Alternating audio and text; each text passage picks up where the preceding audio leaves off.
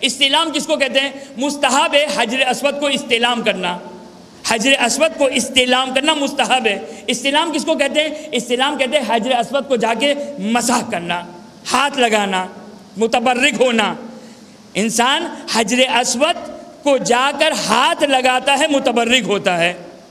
یعنی یہ وہ سنت ہے جو مسلمانوں کی سنت ہے، جو حجر اسود میں تو مسلمانوں کو سمجھ میں آتی ہے، لیکن جب ہمارے تبرکات اہل بیت اور علم و تابوت اور ان سے متعلق بات آتی ہے تو شرک کا فتویٰ لگتا ہے۔ بھائی اگر شرک کا فتویٰ لگانا ہے تو حجر اسود کو بوسہ دینے والوں پر بھی لگاؤ۔